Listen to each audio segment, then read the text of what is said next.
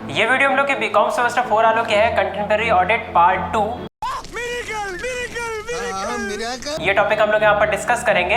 अब टॉपिक समझ लीजिए कि कौन कौन से डिस्कस होंगे। पहले तो आता है ऑडिट प्रोसीजर क्या होता है। ऑडिट प्रोसीजर का मतलब होता है, देखिए दो चीजें हैं, एक हमारी एसेट्स है और एक हमारी लायबिलिटी है। ये दोनों चीजें सही से रिकॉर्ड है या नहीं है, ये ऑडिट प्रोसीजर के जरिए जाना जा सकता है। तो ऑडिट प्रोसीजर का मतलब क्या होता है कि जहां पर एसेट्स और लायबिलिटी दोनों सही से रिकॉर्डेड है या नहीं है, उससे क्या बोलते हैं, ऑडिट प्रोसीजर बोलते हैं। ओके, ऑडिट प्रोसीजर के भी अंदर कई सारे टाइप्स होते हैं। सबसे पहला आता है आपका इंस्पेक्शन। इंस्पेक्शन का क्या मतलब होता है, अपना ओवरव्यू करना, चेकअप करना, किसका, अपने बुक्स ऑफ अकाउंट्स का, जिससे पता लग पाए कि बुक्स ऑफ अकाउंट सही है या नहीं सही है। अगला काम ऑब्जर्वेशन। ऑब्जर्वेशन का क्या मतलब होता है, वॉच करना, एक्सपीरियंस करना, किस चीज का, अपने बुक्स ऑफ अकाउंट का। अगर आप लोग अपने बुक्स ऑफ अकाउंट को देखेंगे नहीं तो वहां पर भी प्रॉब्लम हो सकती है आपको। ओके, अगला आता है कंफर्मेशन। कंफर्मेशन का क्या मतलब होता है, जस्टिफिकेशन करना और एविडेंस निकालना। देखिए कोई चीज को अगर आप लोग कंफर्म कर देते हैं तो वो एविडेंस बन जाता है, सबूत बन जाता है। ओके, अगर बुक्स ऑफ अकाउंट्स को भी आपने देख लिया, उसके बाद आपने कह दिया कि ये सही है, तो क्या है, कंफर्मेशन हो गया है और वो एविडेंस बन चुका है। ओके, अगला रिकैलकुलेशन। रिकैलकुलेशन का क्या मतलब होता है, रिकाउंट करना, ठीक, या रिकैलकुलेट करना किस चीज़ को, अपने बुक्स ऑफ अकाउंट को। कभी भी एक बार बुक्स ऑफ अकाउंट बनाने पे ज़रूरी नहीं है कि वो सही हो या ना सही हो, उसको दोबारा देखना पड़ता है, तभी वो पता लग पाता है कि सही है या नहीं सही है। ठीक, अगला काम रीपरफॉर्मेंस। रीपरफॉर्मेंस का मतलब होता है कि काम को इवेलुएट करना, देखना काम को कि काम आपका कितना हुआ और कितना आपकी ग्रोथ अभी और आगे हो सकती थी, इसे क्या बोलते हैं, रीपरफॉर्मेंस बोलते हैं। ठीक है, यहाँ तो समझ में आ रहा है। भाई निकलो। अगला टॉपिक है कि रूटीन चेकिंग क्या होता है। देखिए रूटीन चेकिंग का मतलब होता है अपनी बुक्स ऑफ अकाउंट को डेली बेसिस पे चेक करना, उसे क्या बोलते हैं, रूटीन चेकिंग बोलते हैं। अब उदाहरण ले लेते हैं कि अगर मान लीजिए कोई एक कंपनी है, उस कंपनी के अंदर सेल्स, फाइनेंस, एचआर, ये बहुत सारे डिपार्टमेंट हैं। हर डिपार्टमेंट का रूटीन चेकिंग हो रहा है, जिससे पता लग पाए कि सारे डिपार्टमेंट अच्छे से वर्क कर रहे हैं कि नहीं कर रहे हैं। ठीक, इसे क्या बोलते हैं, रूटीन चेकिंग बोलते हैं। इसके अंदर भी बहुत सारे इंपॉर्टेंस आ जाते हैं। सबसे पहला आता है original entry has been correctly made का मतलब होता है कि वो एंट्री लिखनी चाहिए जो सही हो, उसे क्या बोलते हैं, ओरिजिनल एंट्री करेक्टली मेड। अब देखिए आप डेली चेक करते हैं तो डेली चेक करने पे कम चांसेस है कि वहाँ डुप्लीकेशन हो, वहाँ कोई एरर आ जाए, ऐसे बहुत कम चांसेस रहते हैं क्योंकि आप डेली बेसिस पे देख रहे हैं। ओके, अगला आता है आपका reverse simple and error fraud. अब देखिए एरर का मतलब गलती होती है, फ्रॉड का मतलब कोई धोखाधड़ी हो गई तो उसे बोलते हैं फ्रॉड बोलते हैं। इस चीज़ को पहचानने में भी काम आएगा। डेली बेसिस पे अकाउंट चेक होगा तो कोई भी आदमी चालाकी करने की कोशिश नहीं करेगा। अगला deduction of all the figure which has been altered. Altered का मतलब होता है कि जो चेंज हो जाते हैं उनको भी मेंशन करना चाहिए। देखिए अगर कोई भी चीज़ अगर चेंज होगी तो डेली बेसिस पे चेक करने पर भी समझ में आ जाएगा कि ये चीज़ चेंज हो रही है, तो इससे क्या होगा, बुक्स ऑफ अकाउंट जान जाएगी कि कब बदलाव आ रहा है, उसके हिसाब से वो काम करेगी। ओके, इसके बाद आता है कि ऑब्जेक्टिव क्या क्या होते हैं रूटीन चेकिंग के। सबसे पहले आता है checking the primary books. Checking the primary books का मतलब होता है कि जैसे मान लीजिए सेल्स है, परचेज है, कैश है, इन सब बुक्स को पहले चेक किया जाता है क्योंकि ये सबसे पहले बनाई जाती हैं। ठीक है, अगला एग्जामिन द अर्थमेटिकल एक्यूरेसी। हिसाब किताब देख लो भाई सही है कि नहीं सही है। अगला काम help detect error and fraud.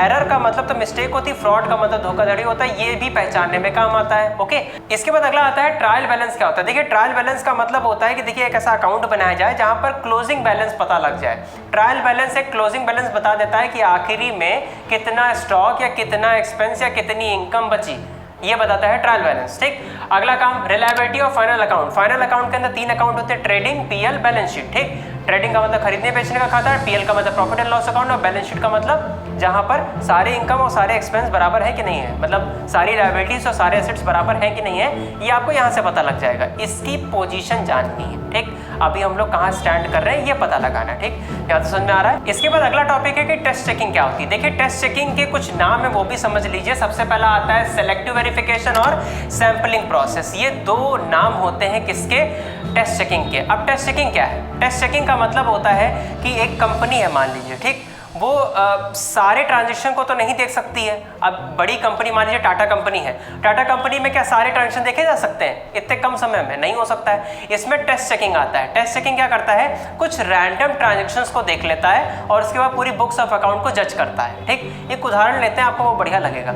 मान लीजिए एक थाली है, उसमें कई सारे भाई आपके व्यंजन रखे हुए हैं, कई सारे खाने पीने की चीज़ें रखी हुई हैं। आपने कोई एक उठा लिया और एक आपने चख के देखा, आपको बढ़िया लगा तो आपको पता लग गया भाई पूरी थाली क्या है, सही है। ठीक, वैसे ही एक कंपनी के अंदर भी क्या होता है कि एक अकाउंट्स को देखा जाता है और पता लग जाता है कि वो सारे अकाउंट्स बेहतर हैं या नहीं है। टेस्ट चेकिंग भी कई सारी सिचुएशन में बनते हैं, ठीक। इसमें कौन कौन सी सिचुएशन है? सबसे पहला, अगर लार्ज वॉल्यूम की कंपनी है तो वहां पर ये काम आता है भाई। जहां पर ज़्यादा बड़ी कंपनी है, उसमें ट्रांजेक्शन बहुत होते हैं तो सबको नहीं देखा सकता है, इसके लिए वहां पर काम आ जाएगा। अगला, अगर भाई जो ऑडिटर है, सेकंड पॉइंट है, जब ऑडिटर है अगर उसको जल्दी बताना है, उसको क्लोजिंग बैलेंस जल्दी देना है तो उस केस में भी काम आता है, क्योंकि ऑडिटर सारी चीज़ों को तो भाई देख नहीं सकता, तो वहाँ रैंडम ट्रांजेक्शन को देख के बता देगा कि कंपनी का अकाउंट सही है या नहीं सही है। अगला, satisfactory system of control. Satisfactory system of control का मतलब होता है कि अगर वो कंपनी ट्रस्टफुल है तो फिर वहाँ पर इंटरनल कंट्रोल भी बेटर होगा।